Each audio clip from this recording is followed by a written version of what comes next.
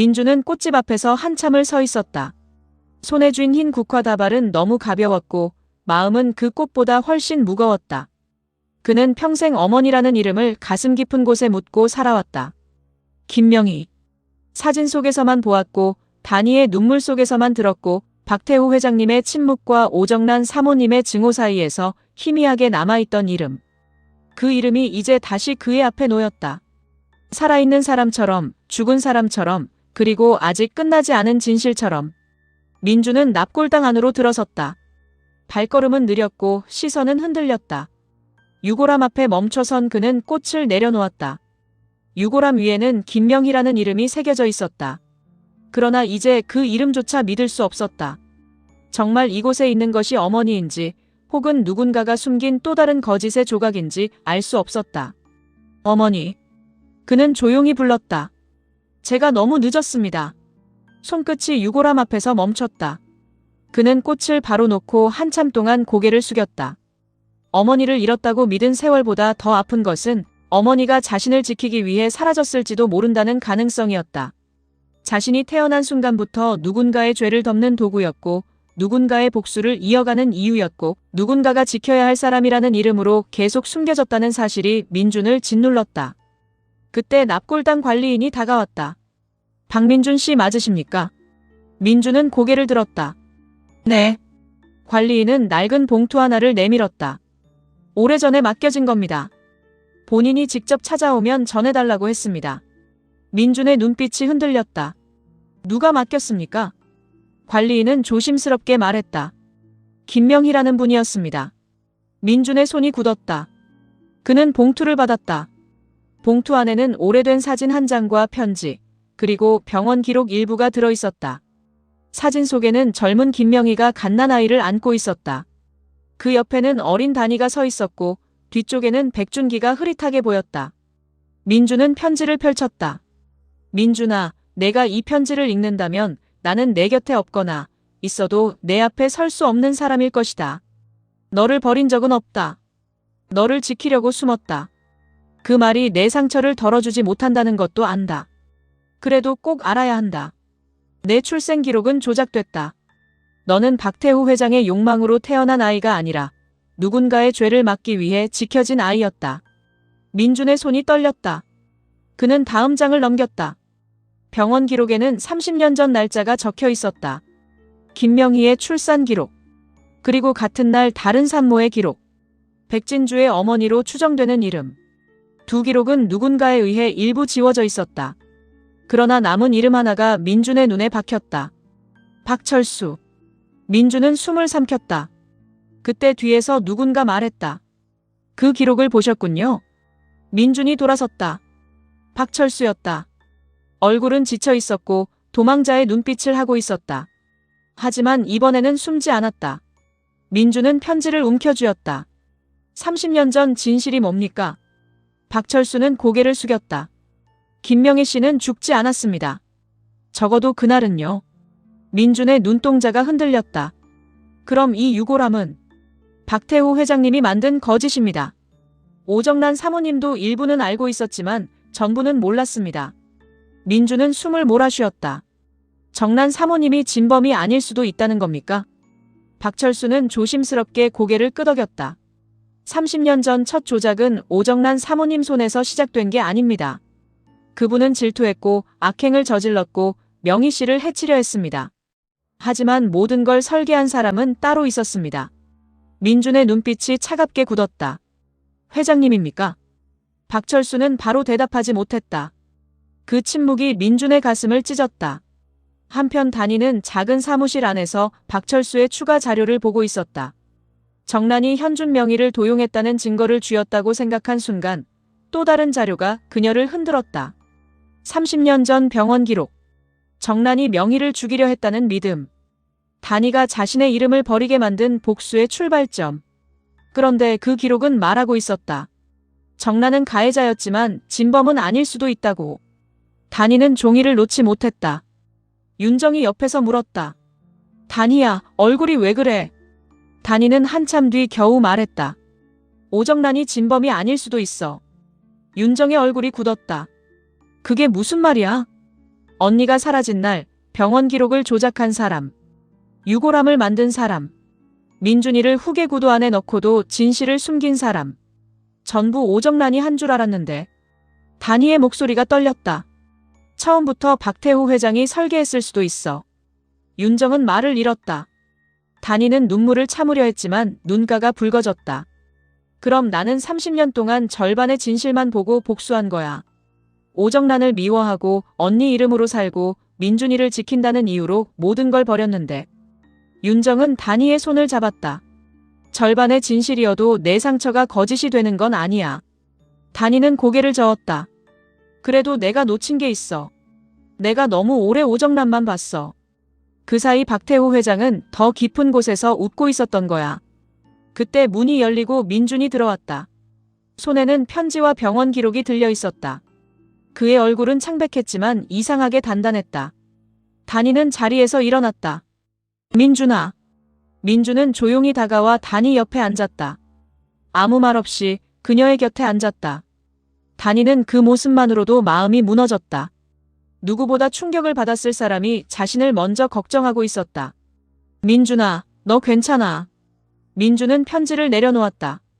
괜찮지 않습니다. 단희의 눈물이 떨어졌다. 민준은 낮게 말했다. 그런데 김 사장님도 괜찮지 않으시잖아요. 단희는 입술을 떨었다. 민준은 그녀를 바라보았다. 저를 지키려고 30년을 버티셨다는 거 이제 조금 알겠습니다. 단희는 고개를 저었다. 내가 잘한 게 아니야. 너한테 숨긴 것도 많고 내 인생을 복수 안에 묶어버린 것도 많아. 민준은 조용히 말했다. 그래도 저를 버리진 않으셨잖아요. 그 말에 단희는 더는 버티지 못했다. 그녀는 민준의 손을 잡고 눈물을 흘렸다. 우리 민준이 정말 대견하지. 누구보다 충격이고 힘들 텐데 나부터 걱정해주고 나를 엄마라고 인정해주고. 윤정도 눈물을 닦았다. 민준은 고개를 숙였다가 다시 단희를 보았다. 저한테 어머니는 김명희 씨입니다. 그건 변하지 않습니다. 단희의 얼굴이 아프게 흔들렸다. 민준은 이어 말했다. 하지만 저를 키운 마음은 김 사장님한테도 있습니다. 그러니까 이제 저도 도망치지 않겠습니다. 30년 전 진실 같이 보겠습니다. 단희는 그의 손을 더 꼭 잡았다. 그 시각 진주는 제임스와 함께 병원 기록의 남은 부분을 확인하고 있었다. 백준기의 영상에서 이어진 두 번째 파일에는 진주의 어머니 이름이 일부 복원되어 있었다.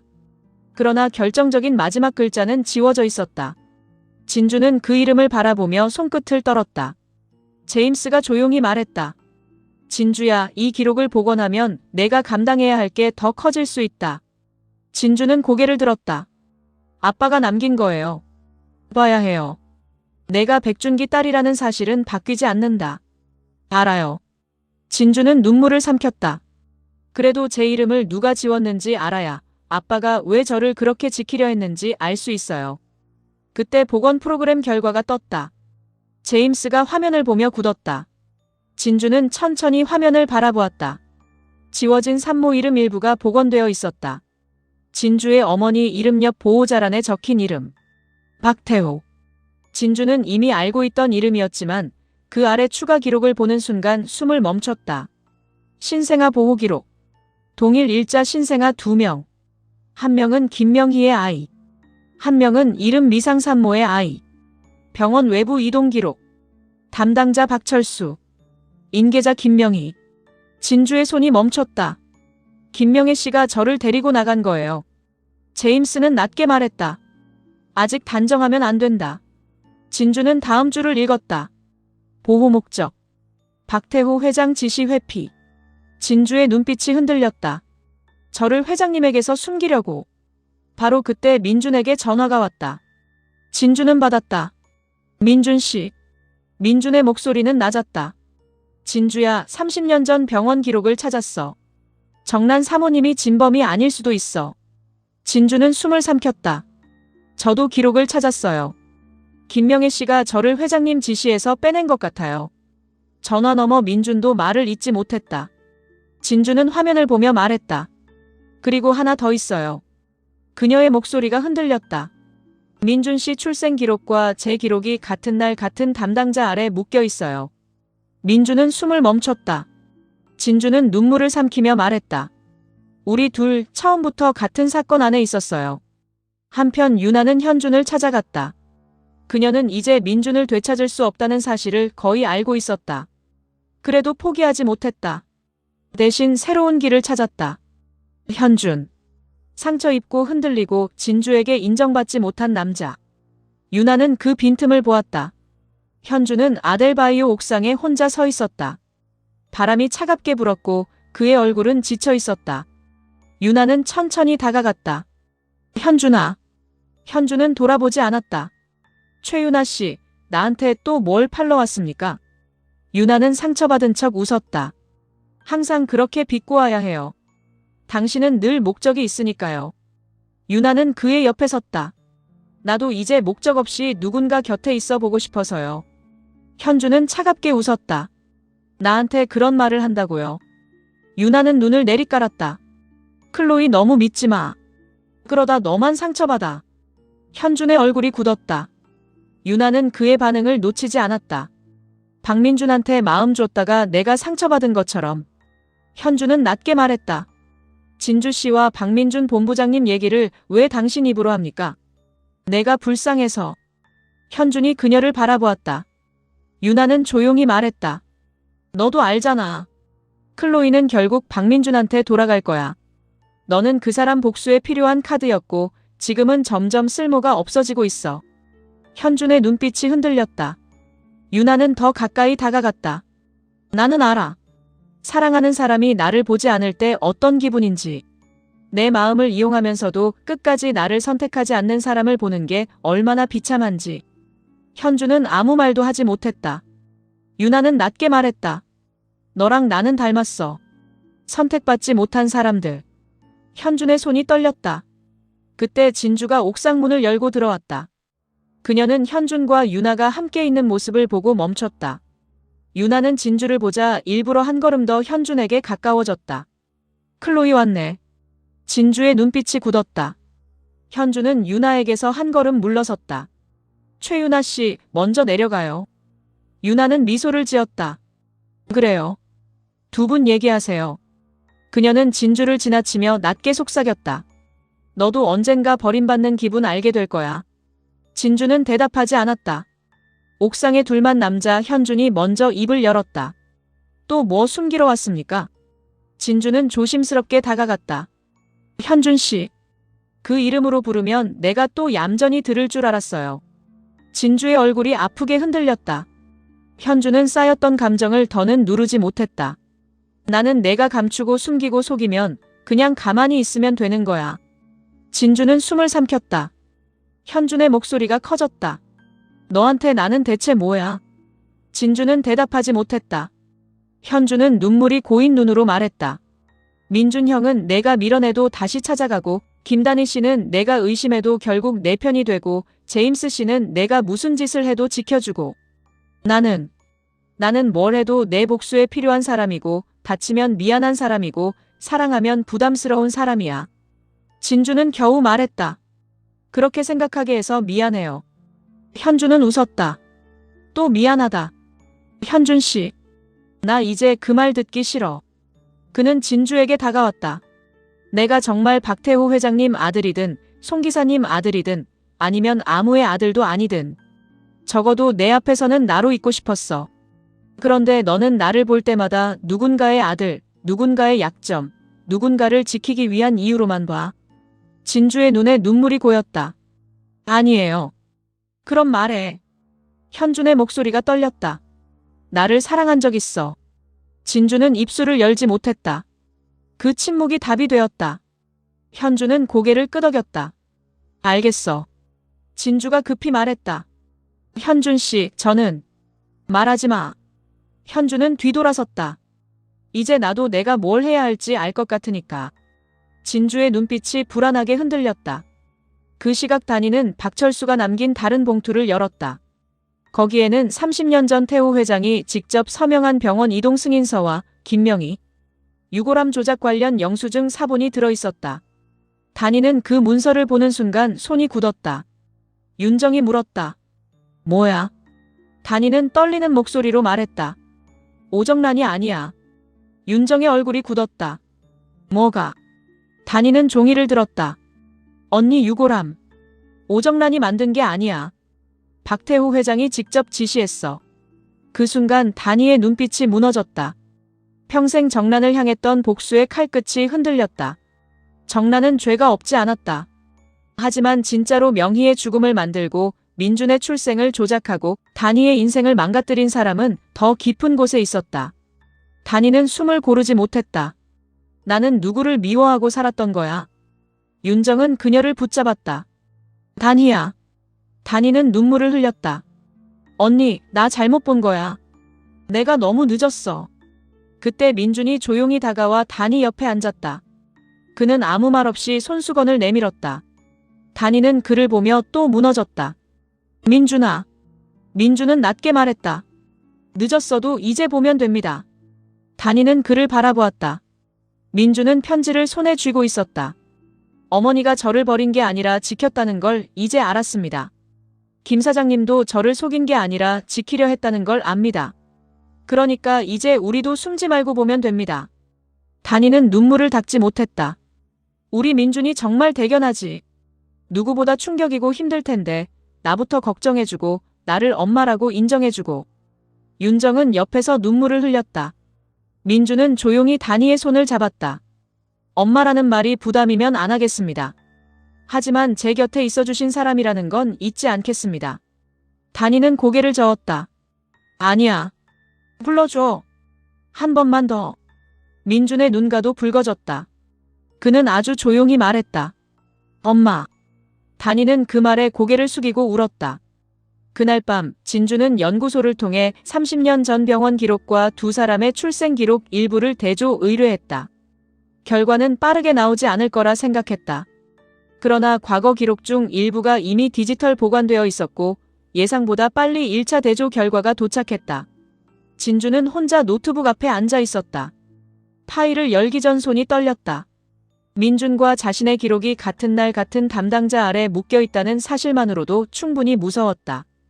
그런데 결과표에는 더 놀라운 내용이 있었다.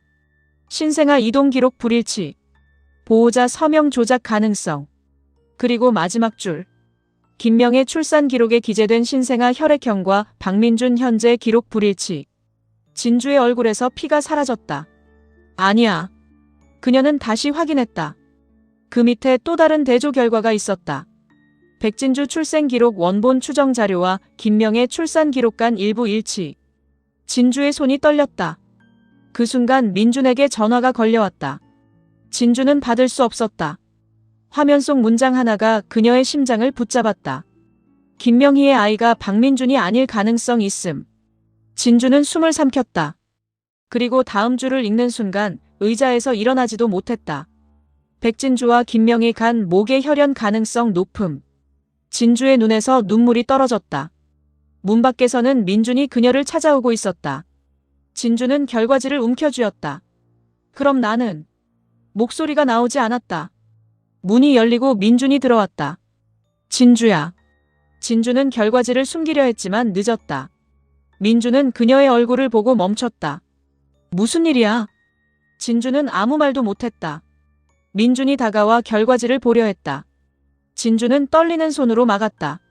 민준 씨, 지금은 보지 마요. 민준의 얼굴이 굳었다. 내 얘기야. 진주의 눈물이 떨어졌다. 민준은 조용히 말했다. 보여줘. 진주는 고개를 저었다. 아니요. 민준은 그녀의 손을 잡았다. 진주야, 나 이제 숨겨지는 거 싫어. 그 말에 진주는 무너졌다. 그녀는 천천히 결과지를 내밀었다. 민준은 종이를 받아 읽었다. 그의 눈빛이 한 줄씩 흔들렸다. 그리고 마지막 줄에서 멈췄다. 김명희의 아이가 박민준이 아닐 가능성 있음. 백진주와 김명희 간 목의 혈연 가능성 높음. 민준의 손이 떨렸다. 진주는 울면서 말했다. 민준 씨. 민준은 고개를 들었다. 그의 얼굴은 아무 표정도 없었다. 너무 큰 충격 앞에서 감정이 멈춘 사람처럼. 진주는 가까스로 말했다. 제가. 숨이 막혔다.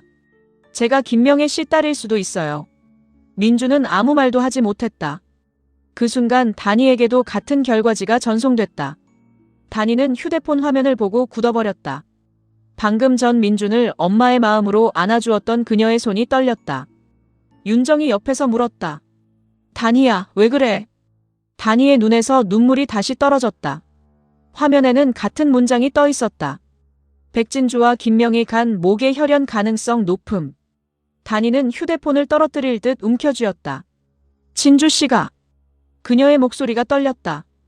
언니 딸일 수도 있어. 그리고 어둠 속 누군가 태호 회장에게 전화를 걸었다. 태호 회장은 결과지를 먼저 받아본 듯 차갑게 웃었다. 결국 여기까지 왔군. 전화 너머 김명희의 목소리가 들렸다. 이제 그만하세요, 회장님. 태호 회장은 낮게 말했다. 그만두기엔 너무 늦었어. 이제 김단희가 선택해야지. 그는 잠시 멈춘 뒤 말했다. 평생 지킨 박민준을 택할지, 이제야 찾은 진짜 조카 백진주를 택할지. 전화 너머 김명희의 숨이 흔들렸다. 태호 회장은 눈을 감았다 뜨며 말했다. 그리고 박민준이 누구 아들인지 알게 되면 그 아이는 김단희 곁에 남지 못할 거야.